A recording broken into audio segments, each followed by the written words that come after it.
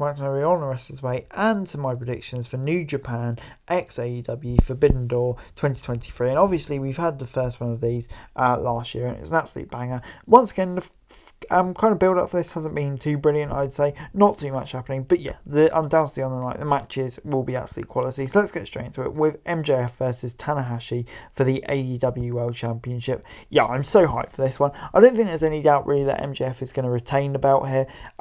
Just because I don't think Tanahashi will be AEW champion. MJF it probably is going to be on a much lengthier reign he's had so far currently. And that speaks a lot because he's already had it for quite long. But just the match quality, MJF playing into this whole thing, saying Njpw is just kind of some mid-indie promotion and all of that. Tanahashi, yeah, he's going to destroy him. MJF will probably cheat and get the win. I can't wait for it. Moving on into Jungle Boy Jack Perez. He faces Sonata for the IWGP World Heavyweight Championship. Now I can't lie, I was kind of surprised that Jack Perry got this gig. I thought maybe it'd go to probably maybe someone that they consider a bigger star, but it's a big run for him. I don't think there's any doubt Sonata's going to retain. Obviously kind of starting out in his title reign so far.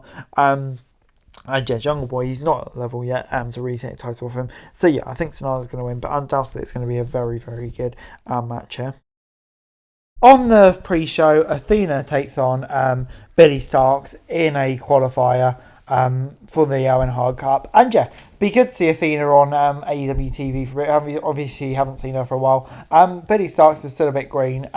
So yeah, you think Athena, with all the great work she's doing in Ring of Honor, would probably win this match. But yeah, not definite, as she may be focusing on Ring of Honor at the moment. But yeah, I still think it's definitely going to go that way. So I'm going to say Athena for the win. Moving on then to Toni Storm as she defends her AEW Women's Championship against the New Japan Strong champion Willow Nightingale. And yeah, you would have thought that maybe it would be Mercedes Moné in this if she didn't suffer that unfortunate injury. But yeah, we got Willow Nightingale. Shame it's not Mercedes, but I think these lot are still going to have a great match. Tony's still obviously early into her latest title run, so I can't see her dropping the belt, but can see her putting in a really good match. And yeah, also get Willow over more and more to the AEW audience, which won't do any harm, of course. Moving on into the International Championship match between Daniel Garcia, Orange Cassidy, Shibata, and Zack Sabre Jr. And I can't wait for this. Two of New Japan's top stars in this one.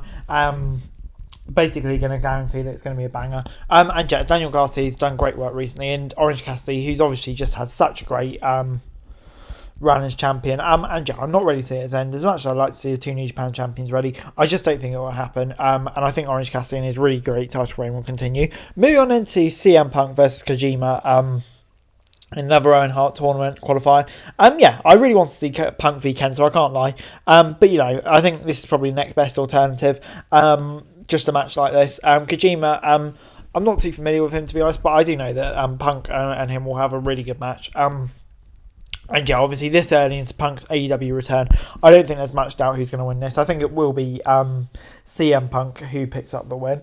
Moving on into the 10-man tag team match, the Blackpool Combat Club versus the Elite.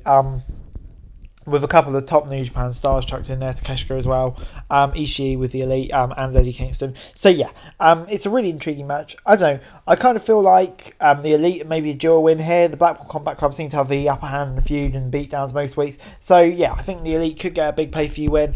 And yeah, it still gives it scope for the feud to continue, thought, with the likes of Brett Danielson and Omega involved. So I'm going to say the Elite. Adam Cole will be in action against Tom Lawler at Forbidden Door. Not really one of the main events of the show, I think it's fair to say.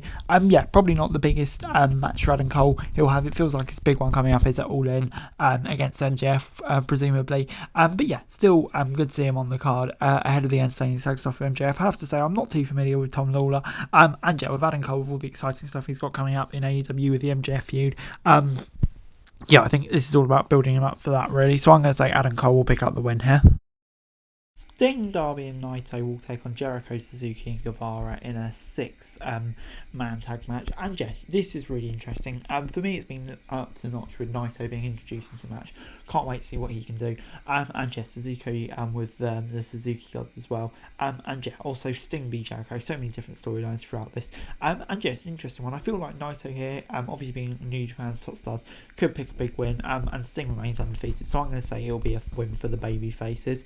And we've got a whole host more matches on the 0 hour card, starting off with lost to Japan versus United Empire. Obviously, this is more of a New Japan match, which I'm less clued up about.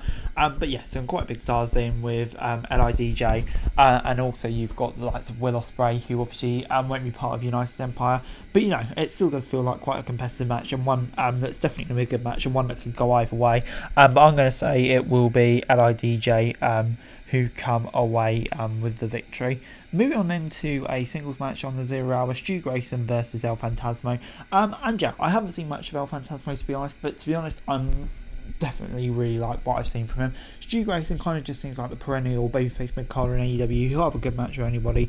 But yeah, I put it this way, I can't really see him like challenging for the AEW title anytime soon, unfortunately. At least in the pay-per-view. But yeah, I'm going to say El Phantasmo is going to pick up a big win here on the buy-in on 0 hour now. And yeah, it'll be a really solid match. And then moving on, then we've got the Mogul Embassy versus the Best Friends. And yeah, this is obviously a really hard one to call because some big names with the Best Friends, El Desperado, but obviously the Mogul Embassy has just been on a great run so far. Swerve as a heel has been really, really effective so far. So yeah, it definitely is quite a hard one to call this, but I just think with the role that the heels have been on, I don't really think they're going to start losing on a pre-so buy-in, to be honest. So I'm going to say it'll be the Mogul Embassy winning. Moving on then to Bryan Danielson versus Kazuchika Okada. And yeah, this is a dream match. We've been wanting to see Bryan Danielson in New Japan for so long. Obviously, he missed last year's Forbidden Door due to, was it concussion, I think, or injury, or whatever it was. And yeah, facing Okada, you couldn't really get much more of a dream match. And yeah, I think this is most definitely a match of the year candidate. As for the winner, it's really a hard one to call, but Danielson in a great run with BCC at the moment. Okada, yeah, doing good stuff as well, but I think Danielson can get a major win here, but I wouldn't be surprised if it goes either way. Moving on then to Kenny Omega versus Will Ospreay for the IWGP United States Championship, and obviously this has been built up for a while. Great feud so far. And yeah, in Kayfabe, just so evenly matched. And it's another one that's going to steal the show. I kind of feel like every match is going to steal the show. And yeah, that's just why we're all so hyped for this card. But yeah, it's a really tough one to call. Kenny Omega could realistically hold the title in New Japan. Could be good for the exposure between the two brands. But I think Ospreay will get a massive rub here and pick up a win over Omega. But anyway, guys, that's the video. Thanks so much for watching. Like, share, subscribe, thoughts, comments, what I'm doing for daily wrestling news and subscribe to my channel. It's going to be greatly appreciated. Thanks so much for watching. Peace out.